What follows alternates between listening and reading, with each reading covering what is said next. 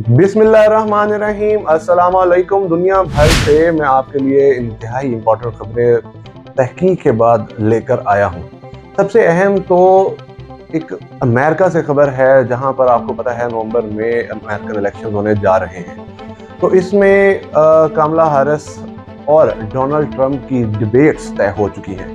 BBC के तहत एक खबर में उन्होंने ये बात क्लियरली कही है कि डोनाल्ड ट्रंप कुछ दिन पहले एक मीडिया टॉक करते हैं और मीडिया टॉक के अंदर वो ये भी साबित करते हैं कि मैं भी अभी मौजूद हूँ और मीडिया से गायब नहीं हुआ हूँ, क्योंकि मीडिया कवरेज कमला हैरिस को ज़्यादा दी जा रही थी, जिसके बाद डोनाल्ड ट्रंप को ऐसा लगता है कि मैं पूरी राय खो रहा हूँ।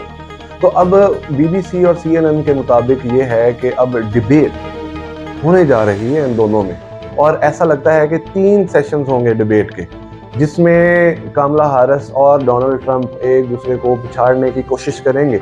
देखते हैं कि अब ये दोनों क्या करते हैं, और ये इन दोनों का इंतहाई अहम टेस्ट भी है। नाजरीन, आपको मैं मज़ीद बताता चलूँ कि तुर्की में बस हादसा हुआ है, जिसमें 9 अफराद जाँ बहक हो गए हैं, 26 ज़ख्मी हो गए हैं। फिर इसराइल गज़ा में जारियत नहीं छोड़ रहा है। गज़ा में इसराइली जारियत में तेज़ी, मज़ीद 40 फ़लस्तीनियों को शहीद कर दिया है, जो कि इंतहाई तकलीफ दह खबर है।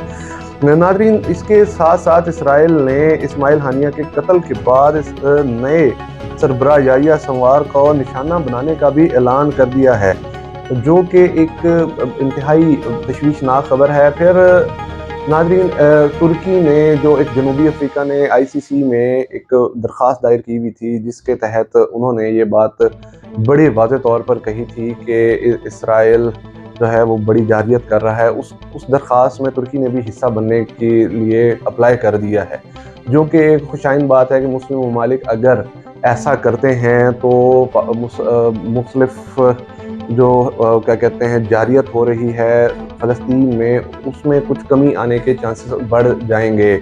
इसके साथ साथ US, इजिप्ट और कतर ने मिलकर एक साइन किया है, एक आप कह लें कि कंसेंसस डेवलप किया है कि हमास और इसराइल को प्रेशराइज किया जाए कि दोबारा ये मुज़ाकरात की तरफ आएँ। US भी ड्यूअल पॉलिसी के तहत नाज़रीन चल रहा है। वो जो एक बात करता था US के running with hairs and hunting with hounds के, एक आप कह लें हिपोक्रेटिक बिहेवियर रहा है US का भी इस सारे मामले में। एक तरफ तो वो कहता है कि सीज़ फायर करो और मामला तय करो और जंग बंदी की तरफ आओ, दूसरी तरफ ये US इसराइल के जो वज़ीर आज़म उनसे बात करने के बाद ईरान के लेटेस्ट ईरान में ये हमले के बाद, कत्ल के बाद US ने मज़ीद फ़ौजी भेज दिए मशरिक़ वस्ता में और बैक भी कर रहा है इसराइल को। तो US का ये रवैया इंतहाई नामुनासिब लगता है। नाज़रीन, फिर आपको बताऊं कि मोहम्मद यूनुस ने बांग्लादेश की अबूरी हुकूमत के सरबराह के तौर पर हलफ उठा लिया है। ये एक इंतहाई काबिल और नोबल इनाम याफ्ता शख्स हैं, जिन्होंने अब बागडोर संभाली है बांग्लादेश की। फिर इराकी पार्लियामेंट में लड़कियों की शादी की उम्र 9 साल मुकर्रर करने का बिल मुतारिफ कराने पर इजहार तशवीश। ये वाकई एक अजीब और गरीब खबर है, जिसमें 9 साल की उम्र में लड़कियों की शादी करने का कह दिया गया है। अब नाजरीन, पहले ये उम्र 18 साल थी, जो कि काबिल कबूल नज़र आती थी।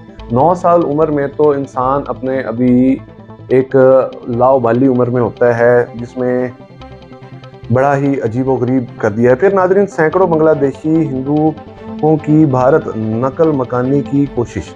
ये एक रिपोर्ट आई है, जो बांग्लादेश और भारत के बॉर्डर पर बहुत सारे हिंदू इकट्ठे हो गए हैं और बांग्लादेश को छोड़ने की कोशिश कर रहे हैं। इसके साथ साथ नाजरीन, आपको बताता चलूँ कि कुछ ट्रेडर्स जो अपना माल एक्सपोर्ट कर रहे थे बांग्लादेश में, उनको भी परेशानी का सामना हुआ है। क्यों हुआ है कि बांग्लादेश के हालात ख़राब होने के बाद उनकी एक्सपोर्ट रुक गई है, उनका बिज़नेस रुक गया है, और ये एक बड़ी ही मतलब आप कह लें कि इकनॉमिक सर्कल के लिए बड़ी तशवीशनाक खबर है। मज़ीद आपको नाज़रीन मैं बताता चलूँ कि थाईलैंड तरक्की पसंद जमात तहलील, मकबूल सियासी रहनुमा पर पाबंदी आयद कर दी गई है। और फिर अच्छा, एक अहम डेवलपमेंट हुई है रशिया यूक्रेन वॉर में, कि यूक्रेन ने रशिया के एक बॉर्डर रीजन है कुर्स्क, वहाँ पर अटैक किया है, जिसे अभी तक रशिया जो है वो रिपेल करने में कामयाब नहीं हुआ है। ناظرین یہ ایک لمبی جنگ چھڑ گئی ہے اور رشیا کو امریکہ نے انگیج تو کر دیا ہے، اب دیکھتے ہیں اس کا خاتمہ کہاں پہ جا کر ہوتا ہے۔ پھر ناظرین ایک اور آپ کو بتاؤں خبر فلسطین سے، جہاں پر فلسطینیوں نے یہ ICC یعنی انٹرنیشنل کرمنل کورٹ کو درخواست دی ہے کہ ایک خبر آئی ہے فارن منسٹر کی، اسرائیل کے فارن منسٹر کی ایک سٹیٹمنٹ آئی ہے جس میں انہوں نے یہ بات کہی ہے کہ فلسطینیوں کو آپ کہہ لیں کہ بھوکا رکھنا ہے اور فلسطینیوں کو خوراک پرووائڈ نہیں کرنی ہے، جو کہ ایک بہت ہی تشویشناک خبر ہے اور تکلیف دہ خبر ہے۔ ICC کو، UN کو، ہیومن رائٹس کونسلز کو، مسلمان ممالک کو، ICC کو، سب کو اس حوالے سے سوچنا چاہیے جو انسانی حقوق کی پامالی فلسطین میں ہو رہی ہے اور انٹرنیشنل لاء کی، انٹرنیشنل رائٹس کی پامالی ہو رہی ہے، وہ اس کی مثال کہیں اور نہیں ملتی ہے۔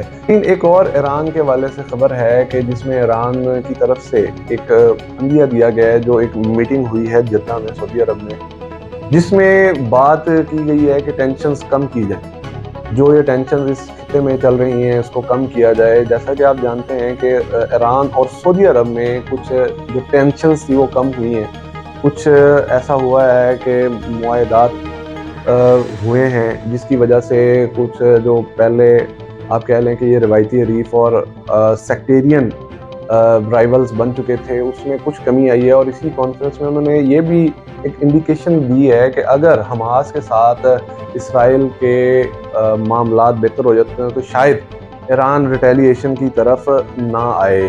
ناظرین اب تک کے لیے اتنا ہی، مزید جاننے کے لیے ہمارے چینل کو کنیکٹ کریں اور سبسکرائب کریں۔ اللہ آپ کا حامی و ناصر ہو۔ اللہ حافظ۔